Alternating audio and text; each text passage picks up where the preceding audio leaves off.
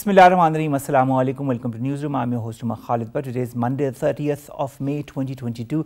These are the stories that we'll be discussing during the course of the show. We'll begin, ladies and gentlemen, with the atrocities that are being committed by Israel on Palestinians. Since the early hours yesterday, the Israeli occupation regime has facilitated and also has protected unlawful and raids by the Israeli settlers into the Al-Aqsa mosque compound. We all remember what happened last year in these same days and the days of atrocities that happened last year, and it seems as if the way things are going that we might see a repeat of what happened last year. Now all of this is being facilitated ahead of this provocative march through the old city that is scheduled for today.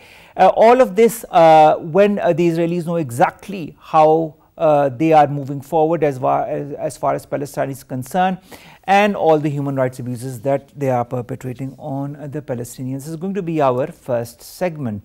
Our second story of the day, ladies and gentlemen, concerns the talks on water between Pakistan and India. Now these water talks are being held in New Delhi. These are two-day talks. From the Pakistani side, we are being represented by Syed Mohammad Meher Ali Shah, who is the Commissioner for Indus Waters. A lot of questions from the Pakistani side. Let's see how things move along. As far as we know, as also Shari Rahman Sahiba has said, Pakistan is going through a very worst phase or bad phase as far as water scarcity is concerned, and Shahid Rahman has warned that if we continue in the same way, in 2025 will be the year when Pakistan will be one of the countries that will be drought hit. This is going to be our second story. Our third story, ladies and gentlemen, of the day concerns gun violence in the United States of America. In the last few months, in fact in the last few years, we've seen an increase in gun violence, and the gun lobby is doing its utmost so that legislation does not go in the parliament in the United States of America against any kind of gun usage of guns, because in the United States of America, once you are 18, you have the right to purchase guns. And we have seen one of the latest incidents in which around 19 children were massacred by an 18-year-old boy with a gun, and also another incident has happened very recently. This is a spate of incidents that we are going to discuss and what can be done. And then finally, ladies and gentlemen, we'll be talking about international travel and tourism, where Pakistan has made a big jump in the development index of international travel and tourism.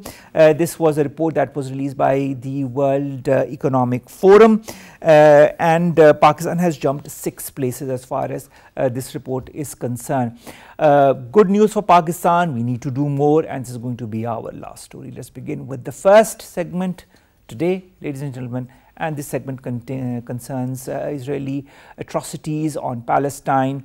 And these are the days when exactly 1 year back we saw hordes of people killed by the Israelis, and we are seeing a repeat of that incident, the way the escalation in violence is going. More in the following report. The unabated bloodshed in the occupied Palestine continues as Israel escalates its imperial ambitions. Exhibiting its imperial tyranny, Israeli forces carried out fresh raids on the Al-Aqsa mosque compound in the occupied East Jerusalem. According to the Palestine Red Crescent, at least 42 Palestinians were injured in the early morning clashes, and most of those injured suffered upper body injuries. Over the past 2 weeks, nearly 300 Palestinians have been injured in Israeli incursions at the Al-Aqsa compound, Islam's third holiest site. Hundreds of far-right Jewish nationalists entered Jerusalem's Al-Aqsa mosque compound ahead of a provocative flag march that might reignite religious fault lines. Israel authorized new settlement construction in the illegally occupied West Bank city of Hebron, as Israel's High Court gave the green light for the construction of a 31-unit 6-story apartment complex for settlers. Violence in Israeli-occupied East Jerusalem has raised fears of another armed conflict similar to an 11-day Israeli assault on Gaza last year, which was triggered by similar Israeli incursions at the mosque. Foreign Office reiterated Pakistan's enduring commitment to Palestine cause and emphasized that establishment of an independent, viable and contiguous Palestine state with pre-1967 borders and Al-Quds Al-Sharif as its capital, in accordance with the relevant UN and OIC resolutions, is imperative for just just and lasting peace in the region. Abu Bakar Matar, who is an Arab journalist, joins us online. Abu Bakar, thank you very much to have joined us. Abu Bakar, when you see the increase in the Israeli settlers as far as the latest reports are concerned, doesn't it remind you of what happened last year? And don't you feel this is a continuation of these atrocities and a deliberate attempt by Israel to force Palestinians into a corner and to perpetrate violence on the Palestinians? Yes, indeed. Actually, this is one of their target, but the main target is to show the world that those Jewish actually owns this place, not the Palestinians, not the Muslims of Palestine. They want to show the whole world that they actually have the higher hand on Al-Aqsa mosque. They want to show that this holy place for the Muslim, for the whole Muslims, for the whole Palestinians, is actually in the hand of the Jewish, and no one else, no one in this world can do anything, especially the Muslims. They want to show that now it's under their control. They own this place and they can do what they want with it. That's why the Palestinians keep fighting. They say that no, actually this belongs to Palestinians, this belongs to Muslims, and actually the responsibility of defending a holy place relies on the Palestinians and relies on Muslims. That's what actually Palestinians want to show from their resistance and from their daily fight or daily trying to stop the Jewish army, the Jewish settlers to come inside the Al-Aqsa mosque. What the Jewish want to do actually, they want to change the whole scenario. They want to change the whole scene inside Al-Aqsa, inside Al-Quds Sharif. They want to show the whole world that from now on, they own this place. Historically, they own this place religiously. They own this place by the number of people inside it. So that's why they keep trying to show that there's a huge number of settlers who's actually controlling this place, and because of the increasing number, this means that this will now be belong to them, which is actually not true. Historically, this place is Muslims own it. Historically, this place was for Palestinians, and of course, now we as Palestinians, we are not having the support from the nation. We are not having the support from the Muslim nation. We are not having the support from the Arab nation. We are not also having the support from the United Nations. But that does not mean that this place will be now under their ownership, or it will be there. That's one of the main things.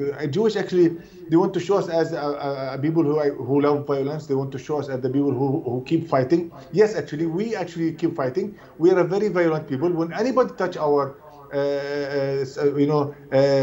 one of our religious holy things, we always will come to fight. We will never accept that. It is as if somebody touches, or anybody non-Muslim who try to destroy or try to reach to Kaaba or Medina and destroy it. So we will also stand, and Muslim also will stand. So that's what Palestinians will do. We will always be violent. We will always be against the Jewish who try to destroy. They try to change the face of our Islamic history, of our Islamic holy places, especially Al-Aqsa Mosque. All right. Now, Abu Bakar, this deliberate attempt at occupying Palestinian lands, at occupying Palestinians' places of worship by the Israelis, is it being condemned enough by the world? Is it being condemned by the Muslim world? See, condemnation will do nothing. Hearing it from this president or that president, that will not change the fact. Jewish daily change, or they try to change everything, on a very realistic strategy. On the ground, they increase the number of settlers. They send more people inside. They send more police. They send more army. They take more equipment. They take more guns. They try to have more weapons around the Al-Aqsa, so nobody can even from the Muslim from now on. The number of Palestinians who enter the mosque, they try to control them. They try to cut the number. They try to only allow the elderly people who's above 50 or above 60 to enter, or people who's younger than 15 to enter. They always try to stop the people who are actually in the middle age, for young people to enter the Al-Aqsa Mosque. So they want to show that there is no control of the Muslims inside Al-Aqsa Mosque, on Al-Aqsa Mosque. That's actually a strategy from them. So, in this strategy, they will end, according to them, the authority or the strength of Muslims inside Al-Aqsa Mosque, which actually that's why make the Palestinians again and again resistant. They make them again and again fight the Jewish, trying to not to accept this implementation and this force by the Jewish army and the Jewish settlers. Every year, Abu Bakr, we see some kind of a Nakba happening in the Palestinian areas in Palestine, and all is perpetrated by Israelis. This is nothing new. We see stories every day or once at least every week of how many people have been killed, whether it be children, whether it be women, whether it be the elderly, how many people are being forced off their lands, forced off their houses, and those houses and those lands are being occupied now by the Israelis. You said action needs to be taken. Who has the foremost responsibility to take action under these current circumstances to give the Palestinians their due right? The land is theirs. See, this responsibility rely on all the Muslim leader actually from the beginning, because as we know, this is a historically and holy place for the Muslims. So Muslims have to work for it. Especially the Muslims, leaders have to do something. OIC have to do something. The direct responsibility relies on the leader of Islamic nation. Then the indirect relies on the people of the Muslim all over the world, the Arab world, the non-Arab world. Those Muslims have to move. All the people have to move, because it's a holy place for the Muslim. It's not a holy place for the Palestinians. If we consider it as a place only for the Palestinians, then okay, fine. The Palestinians have to fight for their right, but it is not the truth. This place is a holy place for the whole Muslim. It's a Qibla Awal, so it's Qibla Awal not only for the Palestinians, it's for the whole Muslim.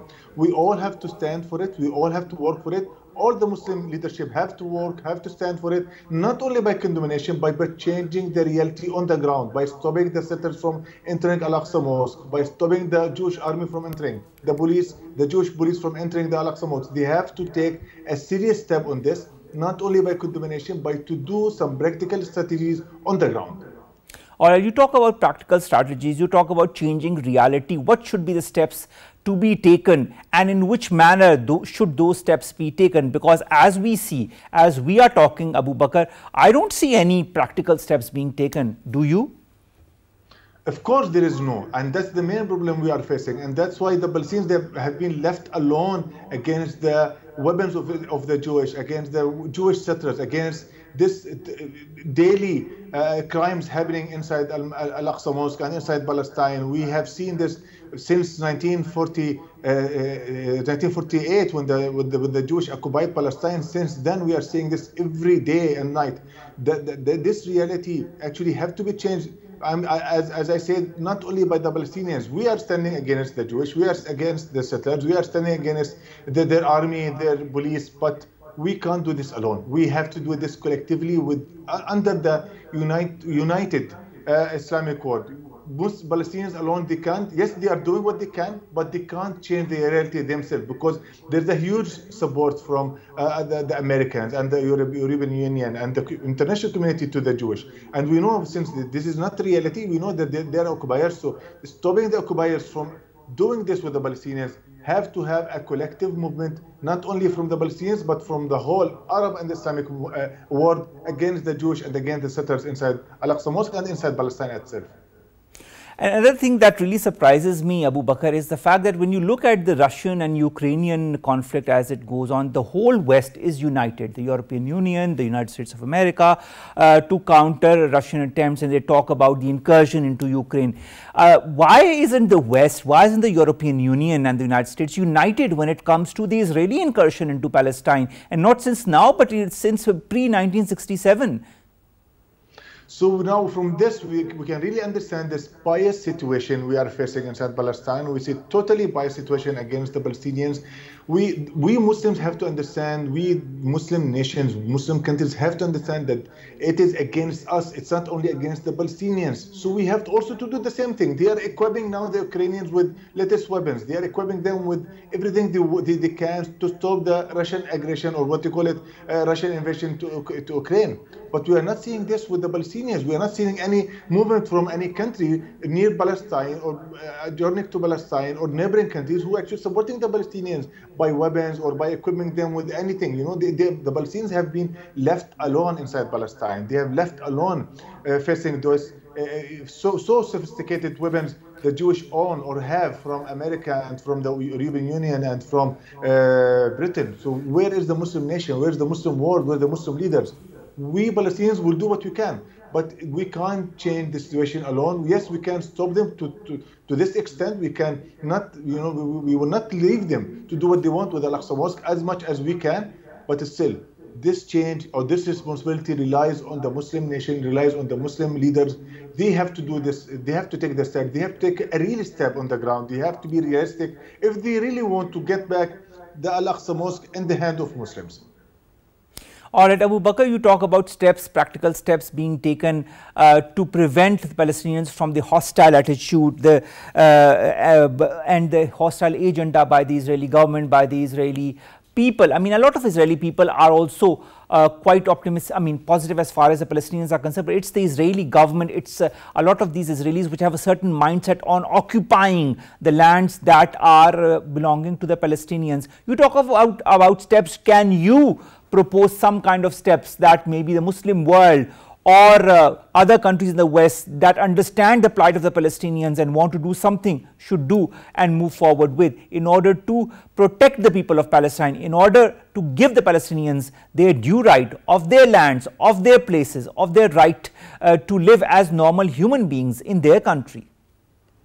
See, we will not accept to live in our country with an occupier. The first step should be taken is to have a solution for the Jewish. They have to take the Jewish outside from Palestine. None of the Jewish have to stay in Palestine. See what happened in Afghanistan. Afghani refused to keep the Americans and the NATO forces inside Afghanistan. They fought for the last second, for the last blood for them. And as we have seen, all those military have gone out from Afghanistan. We are having the same situation. We don't differentiate between a settler, a Jewish or Israeli or whatever they call. For us, they are all occupiers. They all have to go from outside from Palestine. The countries who's actually neighboring Palestine, they have to work on the same target, taking the Jewish out from Palestine at any cost. If they accept a negotiation, they will have to accept the negotiation and leave. If not, then they have to be faced by force. If the countries they don't want to have or to fight the Jewish and the Israelis occupiers, then they have to equip the Palestinians with the weapons they need in order to fight them. Because you see, it's an occupied country. Occupiers will never let us, live the way we like, and they will never, of course, leave the country if they are settled, if they are fine. Why then they will leave? Unless and until they face the hard time, the hard situation, they will never leave Palestine. We have to fight them back. We have to fight them with the force, the same force they came and occupied Palestine with. How is the resolve of the Palestinians, of Hamas, as far as Palestine is concerned? How strong is their resolve to fight back all such elements that are trying to put the Palestinians out of their lands? See, Hamas, Fatah, Al-Jihad, these groups trying their best actually to fight the Jewish. These organizations, they try their best to, regroup the Palestinians whenever there is a chance. But yet, they are actually, yes, they are strong, but they are not, of course, strong enough. They are limited in number, limited in resource, limited in many other aspects. So it's not them actually that we have to stand with only, because the limitation they have is too much. So they are doing what they can. I'm not saying they are not, but still to change this, the whole world, especially the Islamic world, have to take steps. They have to move internationally. They have to speak in the United Nations. They have to speak to America. They have to speak to Britain. They have to speak to all those countries who are actually the main, you can say, culprit in this incident, in bringing the Jewish inside Palestine. Jewish have to leave Palestine, and that's the only solution for the Palestinian issue. Abu Bakar, what are your points of views as far as the two-state solution that has been proposed is concerned? Do you feel it's a good solution? Do you feel it can be applicable? It can't. It can't, because the state they are actually giving us is a state with no army. We have no protection rights. We can't protect our people. We can't protect ourselves. So it's actually a non-acceptable situation, and that's why the Palestinians have never accepted this. The Jewish themselves, they never accept this, and they will not accept it, because they actually not looking only for Palestine as their country.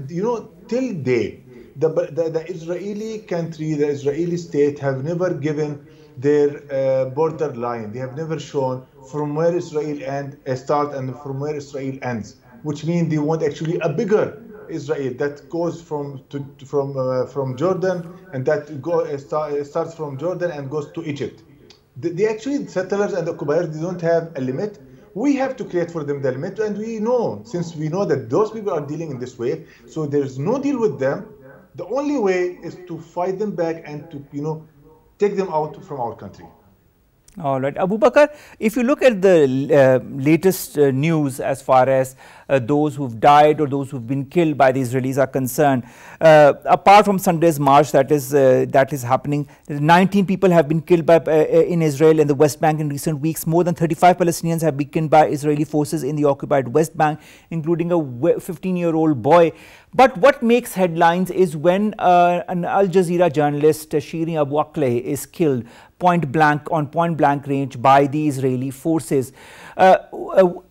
Is the life, I mean, I don't want to kind of demarcate between, I think what happened to Shirin Abu Akleh is as heinous as is the killings of the other Palestinians.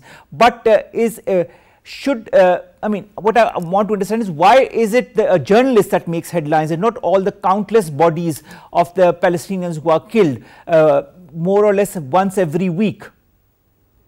The only problem is Shirin Abu Akleh was, of course, a reporter. She was just covering the incident. She was not actually fighting the Israeli back, and she was actually sidelined in her work. She was kind of neutral in her work, but still the Jewish have killed her. So that's why actually it became one of the most important headlines. Besides, of course, she's an American Palestinian. So, of course, Americans, for them, it's a big issue. An American person to be killed inside Israel, especially when this person is a reporter, is a journalist, have nothing to do in the resistance, procedure. But Abu Bakar, these children, Palestine. These women, a lot of the women and children who die also are not part of any resistance. These are just Palestinian citizens who are killed by the Israeli forces.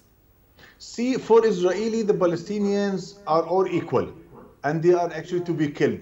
Shimon Peres said once that the good Palestinians, he's the dead Palestinian. So actually, this is what their strategy is about. Killing Palestinians for them, it's something holy to do. So that's why they are killing Palestinians as much as they can. They want to force the Palestinians to leave the country for them. They want to force the Palestinians to leave the holy place that's Al-Aqsa for them. They want us to give them the control of Al-Aqsa, and that's what we will never do. And they think by killing Palestinians, they can achieve their target, which is actually not true. If they kill this generation, the next generation will come, and the other next generation will come. We as a Palestinians will never give up the holy place for the Jewish settlers and for the Jewish occupiers. How do you view, Abu Bakar, the efforts that have been made by Pakistan on different fora as far as highlighting the issue of Palestine is concerned? We can only go as far as we can, but how would you view, if I were to ask you, Pakistan's efforts and Pakistan's admission of the fact that something concrete needs to be done before it's way too late for the people of Palestine? See, Pakistan is doing as equal as she's doing, as it's doing for Kashmir. So Pakistan considers Palestine and Kashmir, both issues are equal to it. So that's why we actually really high appreciate the Pakistani effort that is the Pakistani government is taking with the Palestinian issue. But we keep saying what Pakistan is doing, it's not only Pakistan's responsibility. Palestinian issue is the whole Muslim world responsibility. It is the Saudians, the Egyptians, the Jordanians, the Malaysians. Each Muslim country have to work and have to stand forward for the Palestinian cause as they have to do the same for the Kashmiri cause. All right, Abu Bakar, when you look at the atrocities and when you look at this latest incursion by the Israelis in the Al-Aqsa mosque, and although also the previous marches that have occurred in Palestine, that chant of death to Arabs, the attack of Palestinian homes and shops in the old city, and chanting may your village burn and so on and so forth, why is this not highlighted as much as it should by the world media? Unfortunately, most of the world media, especially the European media, the American media, is controlled by the Jewish, lobby. They have the control. So, of course, when they will show this in media, they will show it as a hero action. They will not show it as a occupier action. We know that they are occupiers. We know that those occupiers and settlers are illegal settlers in Palestine. We know that those occupiers are illegal, doing this illegally inside Palestine. But for the for the American and for the international viewers and for the international TV news, they will consider it as a hero that they are actually occupying and entering a Muslim country and doing this with Muslims. All right, Abu Bakar, you put you put a parallel between what is happening in Palestine and what is happening in illegally occupied Jammu and Kashmir, and both are also quite similar as far as the atrocities that are being committed on the people, and it's the Muslims that are the victims in both the cases. And in both the cases, we see a genocide-like situation, whether it be in Palestine or whether it be in Indian illegally occupied Jammu and Kashmir.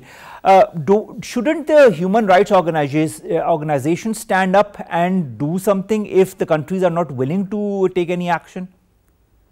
See, the human rights organization will stand if we collectively as Muslim nations stood against this human rights organization, because actually it is controlled by most of the European Union and most of the Americans, which actually supporting Israel cause. So this is the problem. Where is OIC then? OIC have to stand. We were not supposed to wait for the human rights. We were not supposed to wait for them to do some action. We actually have to look at ourselves, at our people, our resources, our strength, the organization that we are spending a lot of money on it. See, OIC have a huge budget. So but what are OIC doing? So OIC have to move. The country, the Islamic country have to move. The leaders of Islamic country have to move. We should not wait them to do something for us. All right, Abu Bakar, also the word fascist is being used when it comes to Israelis or when it comes to Indians as far as Palestine and illegally occupied Jammu and Kashmir is concerned. Do you feel this is a right description or definition of the people who are behind the atrocities in both the cases? See, names can be given to them. Fascist, occupiers, killers, criminals. But the real fact, we are not having an issue with naming them. We are having issue with our people who's facing this atrocity on a daily basis. We actually have to move them for their rights and not only looking to name their killers. Thank you very much, Abu Bakar. Matar, Arab journalist, talking to us about the incursion into Palestine and all the atrocities that are being committed by the Israeli forces into Palestine. The latest being the Israeli right wingers that have entered the Al-Aqsa mosque compound, and it reminds us of what happened in this same period last year. Let's hope that things do not escalate beyond measure and that some kind of solution comes to this issue. Although to think about a solution for the Palestinians and for their right seems a bit far-fetched maybe at this instant, but nevertheless the countries need to move forward in order to find a just solution before it's way too late for the people of Palestine. Let's come to our second story, ladies and gentlemen, that concerns the Indus Water talks between Pakistan and India. Two-day water talks that are being held starting from today in New Delhi between Pakistan and India. From the Pakistani side, we have Sayyid Mohammad Meher Ali Shah, who is the commissioner for Indus Waters, who is there. A lot of questions from the Pakistani side for the Indian side, more in the following report.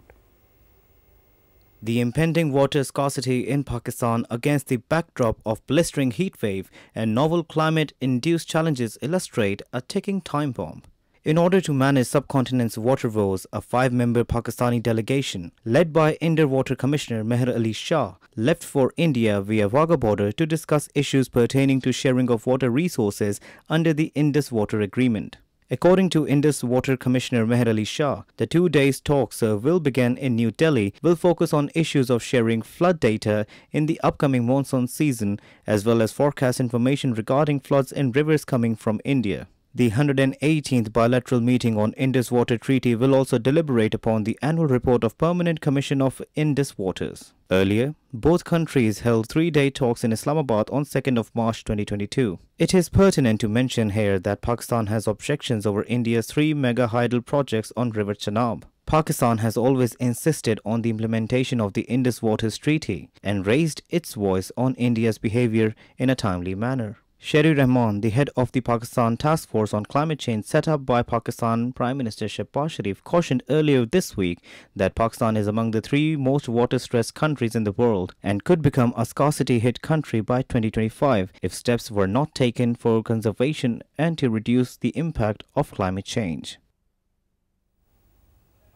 We've been joined by Dr. Nasrullah Mirza, former HOD, Defence and Strategic Studies at the Quaid-e-Azam University and also strategic analyst. Dr. Saab, thank you very much to have joined us. Dr. Saab, how optimistic are you of these round of talks between Pakistan and India as far as the Indus Water Treaty is concerned?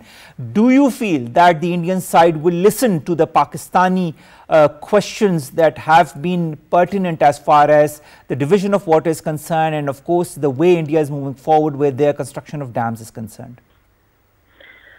Yeah, that is actually the biggest problem, because treaty is the only safeguard with Pakistan, because all catchment area is already with India and there is a disputed Kashmir territory. Every water is originated from that area. So only safety wall is adherence to the treaty, and Pakistan is most often requesting and all the time have a demand for that it should be adhered in letter and spirit. But from Indian side, treaty is always violated. Even in 74, we have given maximum concession to India on Chenab River for the permission of Salal Dam. And after that, we were not expecting that India was go forward. But now at the moment, almost 17 projects only on Chenab River are there. So where that is a violation of treaty, because already Baghliyar Dam has been constructed. Of course. And Pakistan has done nothing on that.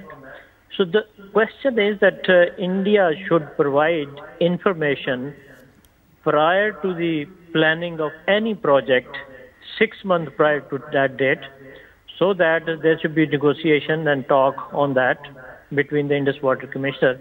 But it never happened on all issues till now. We from but Dr. Saab, in your point of view, you say that, when there are issues of contention, Pakistan is not informed in the right time so that it can take the necessary measures. How can India be convinced so as to take the necessary measures to inform Pakistan a couple of months before it's trying to construct any such dam or any such barrage that is contrary to the Indus Water Treaty or that goes against Pakistan's interests? That is the only way, because that is the treaty which has been signed between both countries, and that's a bilateral treaty. Although there is a guarantee from the International Bank, but even then, India is not really giving to that only we can demand from the international community to compel India. Otherwise, we have no lever to really say for that, because when it is violated and information is not provided, then we can take it to the international forums for that purpose. But it is almost not helpful most of the time, because we have taken that issue to neutral expert also, then also International Court of Justice. That is the problem, because the actual catchment area which is captured by India is under Indian control, and that is the area where water development projects can be really implemented.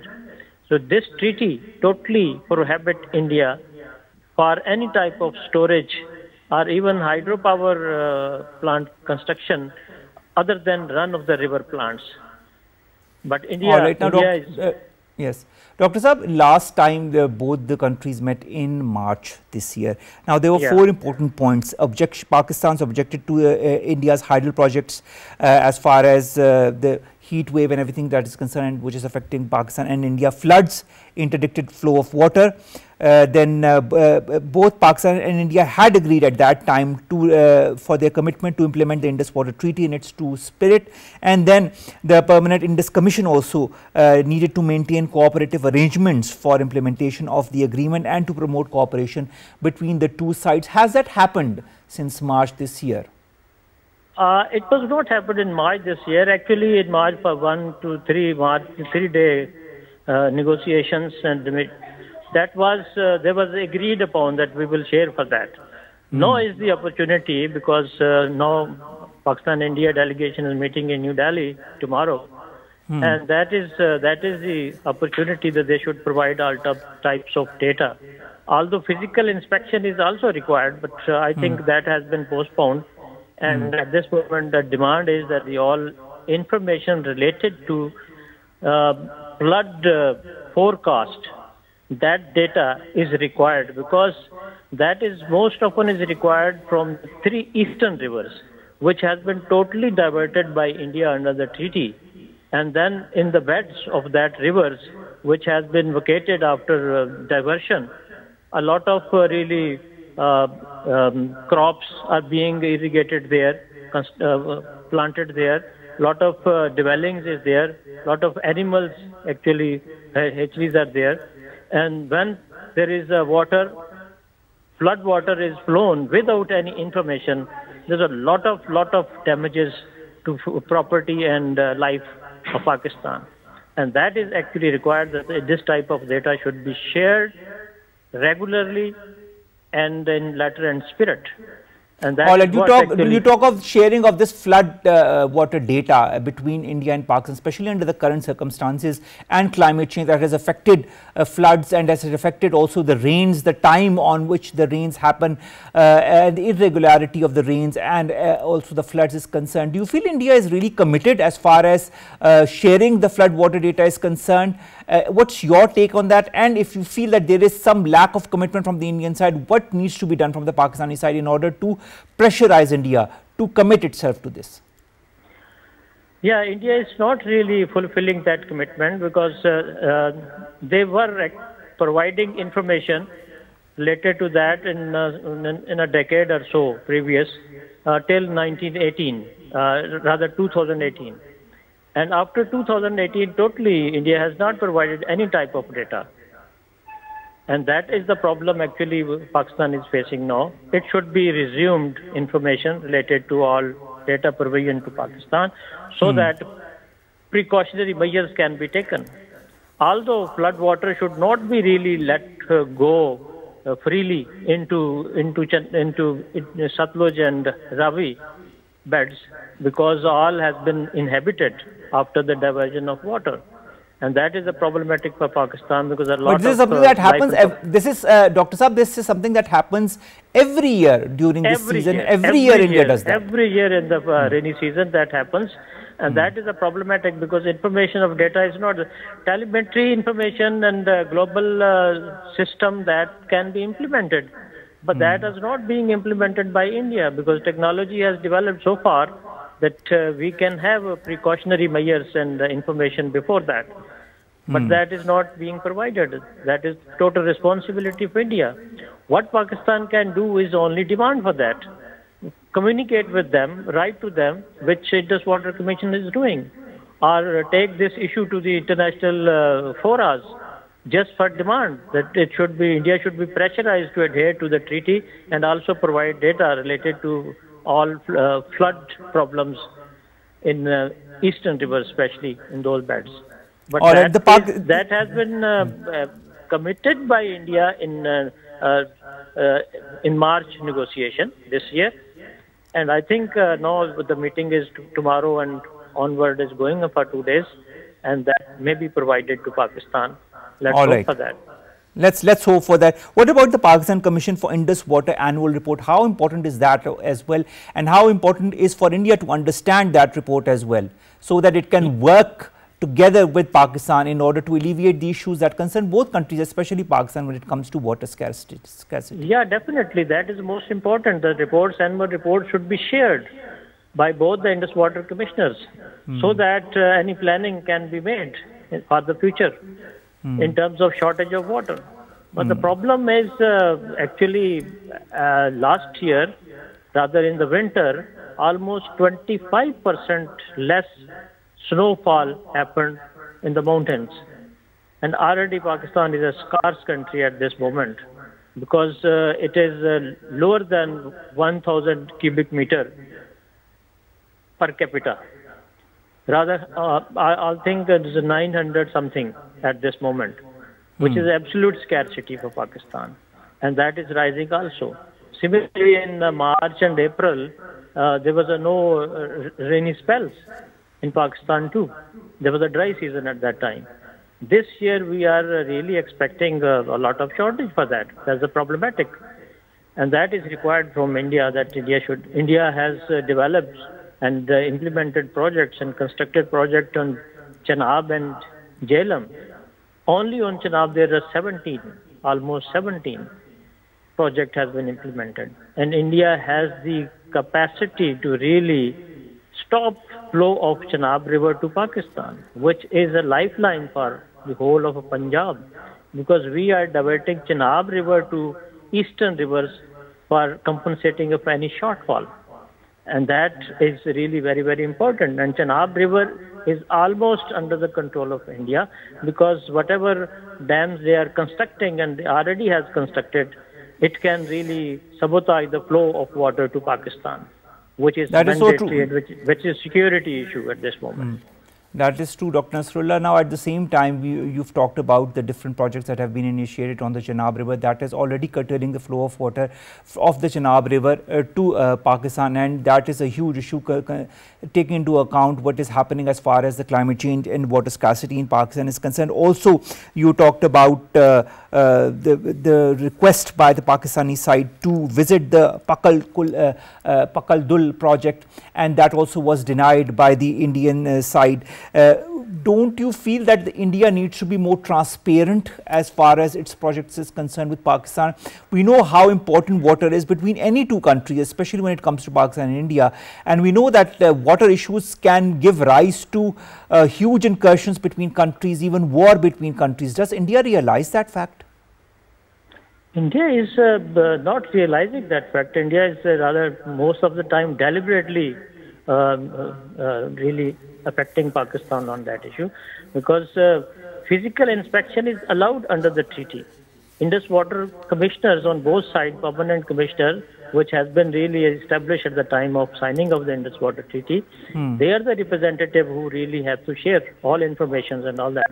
Before any plan, almost 6 months earlier, data should be provided, and then if there is a demand for on-site inspection, that also under the treaty is allowed, but not permitted by India to Pakistan. On Palkul Dul and also on Kolnai and Kiru project.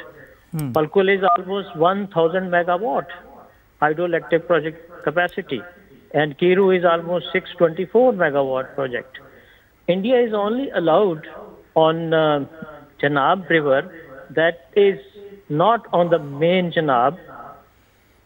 Outer the all the tributary of the Chenab, India can store 0.5 million acre feet for the general storage and 0.6 million acre feet for the power storage.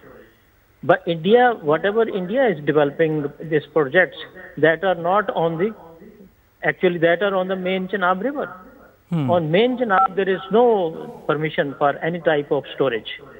And that is what India is doing, because the earlier Bagaliar Dam, it was also on the main Chenab River.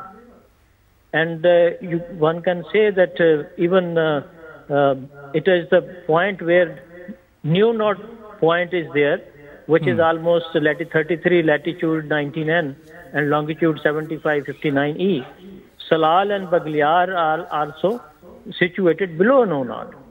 All right. So that means, that is why talks are held, Dr. Nasrullah, Mirza Saab, so that these thorny issues can be handled with utmost diplomacy. Let's see how these talks go forward. Thank you very much, Dr. Nasrullah, Mirza Saab, to have joined us and to have talked to us about these two-day talks between Pakistan and India on the water issues that are being held in New Delhi as we speak. Now, Pakistan is not going to visit the under construction Pakal Dul and the lower Kalnaj dams, but this matter and other projects are going to be taken up with the Indian side. Let's hope some kind of resolution comes out of these 2 days of talks. Let's come to our last two stories. The first concerns shooting incidents in the United States of America.